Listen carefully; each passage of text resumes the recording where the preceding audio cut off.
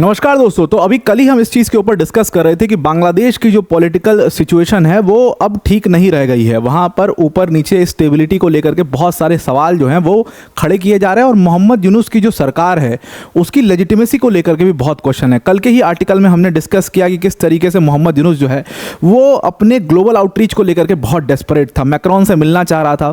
France ने मना कर दिया कि भाई मैक्रोन के पास टाइम नहीं है, तुम अपना जो करना है करो, मैक्रोन के पास इतना टाइम नहीं कि तुमसे मिलते फिरेंगे, पहले ऑब्जेक्टिव बताओ क्या करना है, ट्रेड वेड पे बात करनी है तो बताओ, हमारे फायदे की कोई बात है तो बताओ, अदरवाइज नहीं मिलेंगे।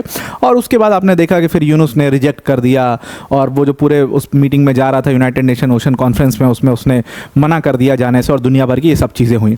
सवाल ये खड़ा हुआ था कि ये आखिर क्यों ये अपना ग्लोबल आउटरीच कर रहा है, और उसमें ही मैंने आपको समझाया था कि मोहम्मद यूनुस बेसिकली यही चाहता है कि जो उसकी बांग्लादेश की इंटरिम गवर्नमेंट है वो एक लेजिटिमेट गवर्नमेंट बन जाए और इलेक्शन उसको ना करवाना पड़े।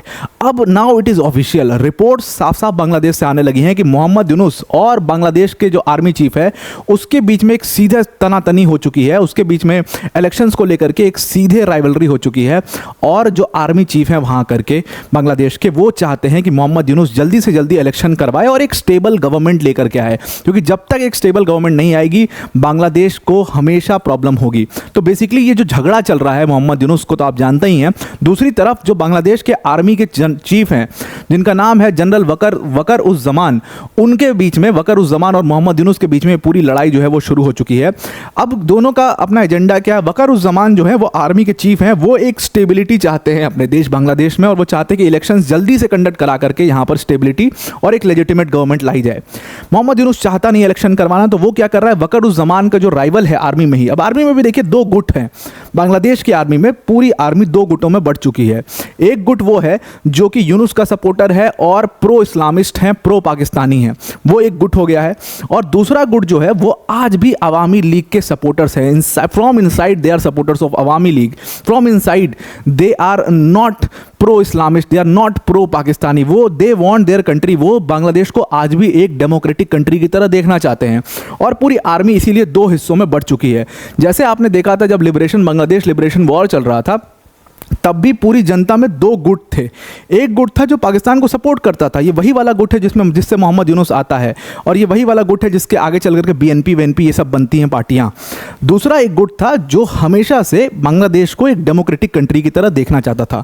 तो वही दो गुटों में यहाँ पर लड़ाई है। एक वकर उस जमान है जो कि बांग्लादेश को एक डेमोक्रेटिक कंट्री की तरह देखना चाहते हैं, दूसरी तरफ मोहम्मद यूनुस है जो कि पूरी तरीके से प्रो पाकिस्तानी और प्रो इस्लामिस्ट है। और इसीलिए इनके बीच में पूरा झगड़ा हो रहा है पावर के शेयरिंग को लेकर के या पावर डिस्ट्रीब्यूशन को लेकर के।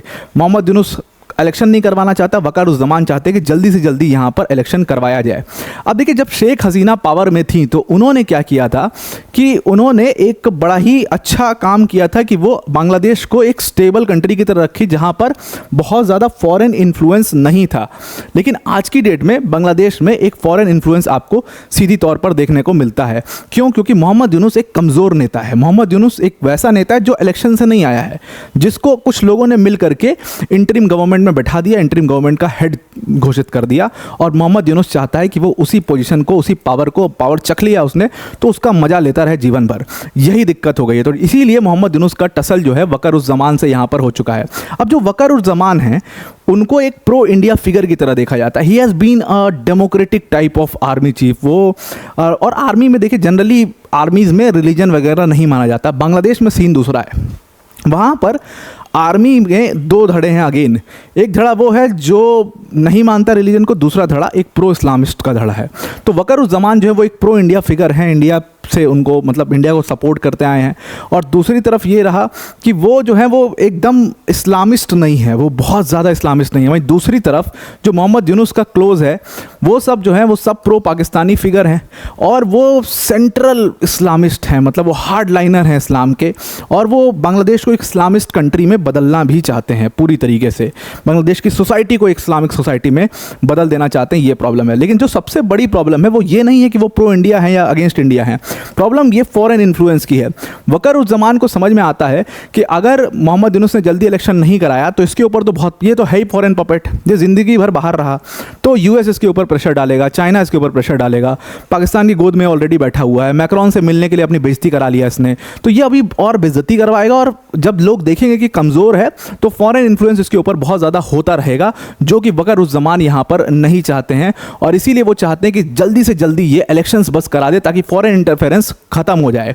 जैसे शेख हसीना एक स्ट्रॉन्ग लेडी थी, एक स्ट्रॉन्ग लीडर थी, उसने ना यूएस को घुसने दिया ना चाइना को घुसने दिया, जब ज़रूरत पड़ी तो चाइना आया, लेकिन जब ज़रूरत पड़ी तो चाइना को भगा भी दिया। वैसा एक स्ट्रॉन्ग लीडर बांग्लादेश में आ जाए ताकि बांग्लादेश बचा रहे। अब इसको काटने के लिए, वक़ार-उज़-ज़मान के थॉट को काटने के लिए मोहम्मद यूनुस ने एक पूरा जाल रचा हुआ है। वहाँ पर वो क्या कर रहा है कि मोहम्मद यूनुस जो वक़ार-उज़-ज़मान है उनका जो राइवल है उनको सपोर्ट कर रहा है, या उनके जो राइवल्स हैं वो सपोर्ट कर रहे हैं। अब वक़ार-उज़-ज़मान के राइवल्स कौन होंगे? जो कि प्रो इस्लामिस्ट होंगे। अब बांग्लादेश की आर्मी भी यहाँ पर वक़ार-उज़-ज़मान के साथ ही खड़ी है सारी चीज़ों में, क्योंकि बांग्लादेश की आर्मी को पता है कि ये यूनुस जो है ये बांग्लादेश में सारे जो हार्ड लाइनर हैं, इस्लाम के हार्ड लाइनर्स हैं, उनको जेल से छोड़ते जा रहा है। जैसे अभी रिसेंटली इसने क्या किया कि अलकायदा से जुड़ा हुआ जो ग्रुप है अंसारुल्लाह बंगला टीम, जिसको ABT कहते हैं, जिसने कई सारे बड़े बड़े टेररिस्ट अटैक बांग्लादेश के अंदर में किए हैं, हिंदूज़ के ऊपर टारगेट किया है, हिंदूज़ को मारा है बांग्लादेश में, उसका जो चीफ था जश्मुद्दीन रहमानी हाफी, उसको अभी मोहम्मद यूनुस की सरकार ने छोड़ दिया। और ये सब को छोड़ा गया तो ये आखिर किसके लिए चैलेंज बनेंगे? ये बांग्लादेश की आर्मी के लिए ही चैलेंज बनेंगे। अभी ये हिंदू मुस्लिम चल रहा है, जब हिंदूस नहीं होंगे तो फिर क्या होगा?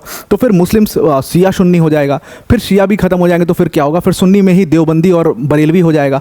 दुनिया भर के डिस्टिंक्शंस हैं और ये चीज़ जो टेरर है ये कभी ख़त्म होने वाला है ही नहीं।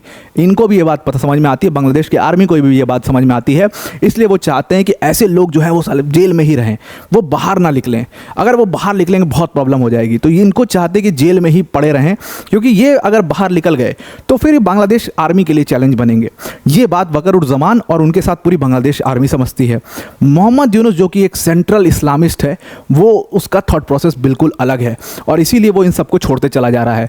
तो वक़ार-उज़-ज़मान और उनके साथ जो पूरा बांग्लादेश की आर्मी है वो एक तरफ है, और दूसरी तरफ मोहम्मद यूनुस ने क्या किया है कि बांग्लादेश की आर्मी में ही एक बंदे को सपोर्ट करना शुरू किया है, जिसका नाम है लेफ्टिनेंट जनरल फैज़ुर रहमान। और कहा गया कि लेफ्टिनेंट जनरल जो फैज़ुर रहमान है, इसने क्लोज डोर मीटिंग भी करी नेशनल सिक्योरिटी एडवाइज़र जो थे खलीलुर रहमान, उनके साथ। नेशनल जो सिक्योरिटी एडवाइज़र है NSA जो है बांग्लादेश का, Khalilur Rahman is a very close confident to Mohammad Yunus.